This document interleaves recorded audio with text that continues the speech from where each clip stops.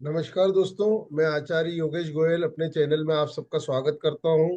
मित्रों, आज हम बात करेंगे जन्म कुंडली में करोड़पति और अरबपति बनने के योग। इसमें खास तौर पे हम अरबपति के ही योग डिस्कस करेंगे। लेकिन जैसा कि आप जानते हैं, कोई भी व्यक्ति जो अरबपति बनता है वो शुरू में करोड़पति तो होता ही है। और मित्रों, हर व्यक्ति का सपना होता है कि वो जीवन में करोड़पति या अरबपति बने। परंतु ऐसा क्या रहस्य है कि व्यक्ति अरबपति बने? इसके लिए ये हमारा वीडियो आखिरी तक देखें।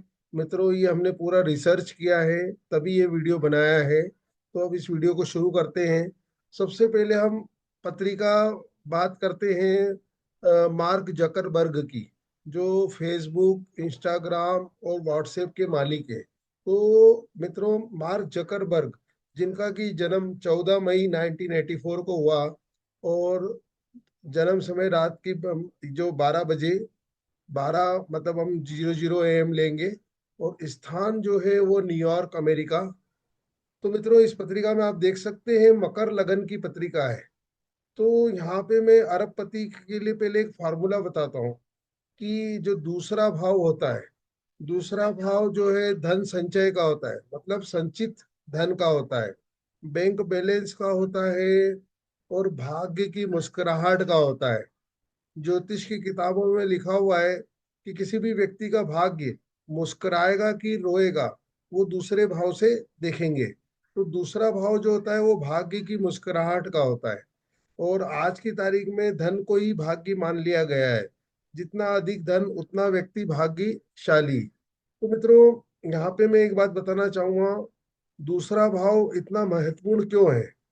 क्योंकि वो लग्न से एकदम जस्ट आगे आता है। मतलब जैसे हम ज्योतिष में भावत भावत के सिद्धांत देखते हैं, पंचम से पंचम, नवम से नवम। तो अगर हम एकम से एकम देखें तो दूसरा भाव आएगा, मतलब पहला भाव तो हो चुका है ना, तो उसके जस्ट बाद सेकंड हाउस आएगा। तो जो दूसरा भाव भी हमारे लग्न जैसा ही असर देता है। बल्कि वास्तविक लग्न में तो ये बोलूं कि ये वही होता है, या लग्नेश ही वही होता है। इस बात को एस के मेहता, जो महान ज्योतिष थे, एस के मेहता जी, उन्होंने भी इस बात को पहचान लिया था। तो मित्रों, हम वीडियो शुरू करते हैं। तो दूसरा भाव संचित धन का होता है, और 11वां भाव इनकम का होता है। इनकम मतलब व्यक्ति जो भी धन कमाता है वो 11वें भाव से देखते हैं। तो यहाँ पे आप देख सकते हैं 11वें भाव में मार्क जकरबर्ग की पत्रिका में 11वें भाव में केतु बैठा है, जो कि 11वें भाव का ही स्वामी है।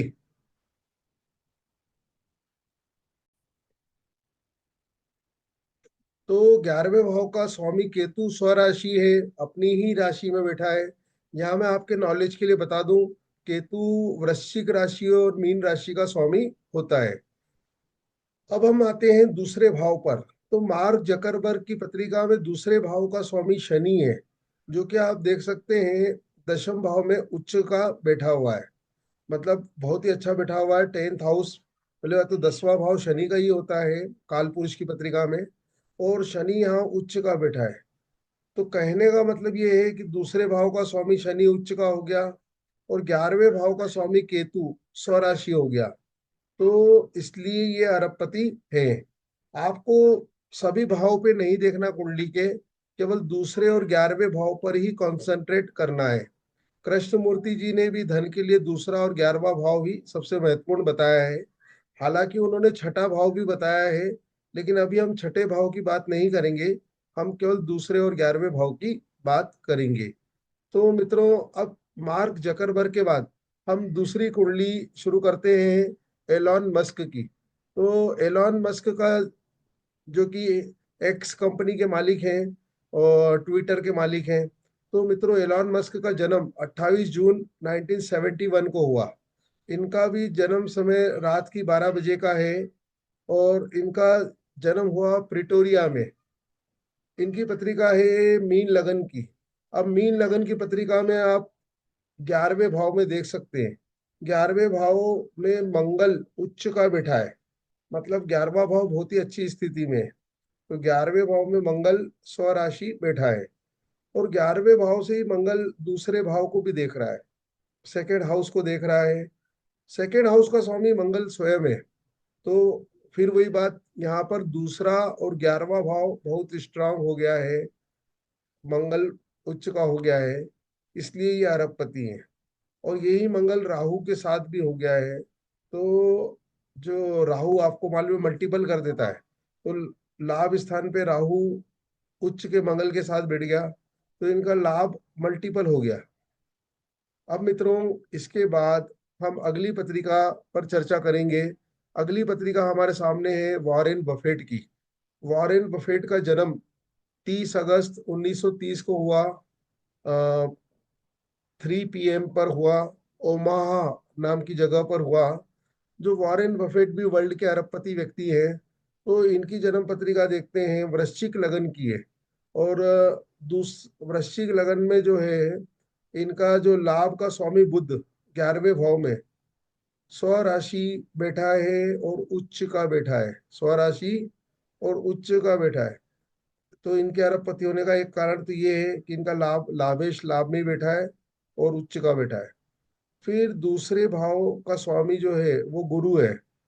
हालांकि गुरु बैठा अष्टम भाव में है, लेकिन गुरु अष्टम भाव से दूसरे भाव को देख रहा है, दूसरे भाव को बल प्रदान कर रहा है। तो यहाँ पे दूसरे भाव का स्वामी दूसरे भाव को ही देख रहा है, और 11वें भाव का स्वामी उच्च का है, इसलिए वॉरेन बफेट जी अरबपति हैं। अब मित्रों, अब हम अगली पत्रिका पे चर्चा करेंगे। तो हमारे सामने अगली पत्रिका है बिल गेट्स जी की। तो बिल गेट्स जी का जन्म 28 अक्टूबर 1955 में हुआ है। जन्म समय 8:58 PM, अमेरिका में सिएटल में हुआ है। बिल गेट्स जैसा कि आप जानते हैं माइक्रोसॉफ्ट कंपनी के मालिक हैं। तो बिल गेट्स जी का मिथुन लगन है। जी, तो मिथुन लगन में इनका जो है लाभ का स्वामी मंगल है। लाभ का स्वामी मंगल है, जो उच्च के बुध के साथ बैठा है और स्वराशि बुध के साथ बैठा है। तो बुध ने मंगल को बल प्रदान कर दिया है। हालांकि बुध और मंगल आपस में दुश्मन होते हैं, परंतु यहाँ पे मंगल जो लाभ का स्वामी है वो उच्च के बुध के साथ बैठा है और स्वराशि बुध के साथ बैठा है। तो 11वां भाव बहुत ही अच्छा हो गया। अब हम बात करते हैं दूसरे भाव की। तो दूसरे भाव का स्वामी जो है चंद्रमा है। देख सकते हैं आप इस पत्रिका में दूसरे भाव का स्वामी चंद्रमा है।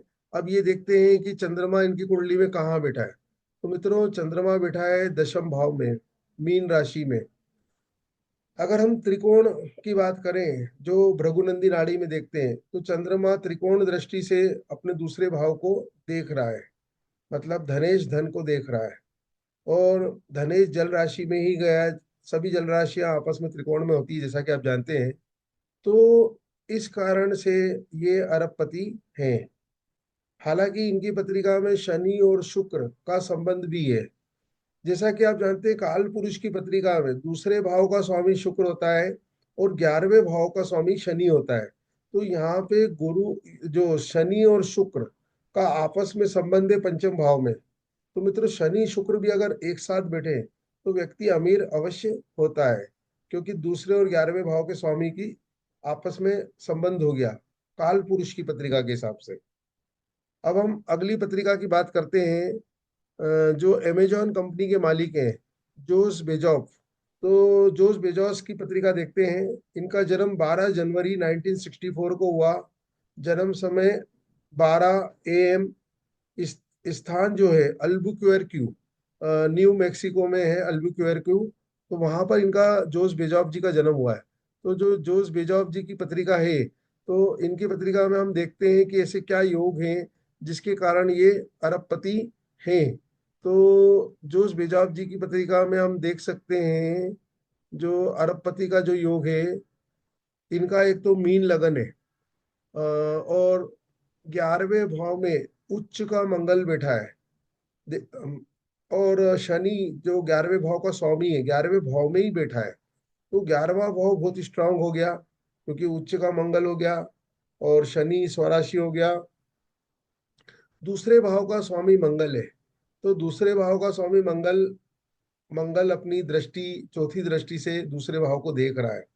तो यहाँ पे दूसरे भाव का स्वामी मंगल उच्च का भी हो गया और लाभ स्थान में भी बैठ गया। तो आपको बहुत सारे भाव, बहुत सारे योग नहीं देखने, हमें केवल दूसरा और 11वां भाव देखना है। दूसरे का स्वामी कहाँ बैठा है, 11वें का स्वामी कहाँ बैठा है, बस उससे आप किसी की भी आर्थिक स्थिति का पता लगा सकते हैं कि व्यक्ति जीवन में एक अरबपति बनेगा या नहीं।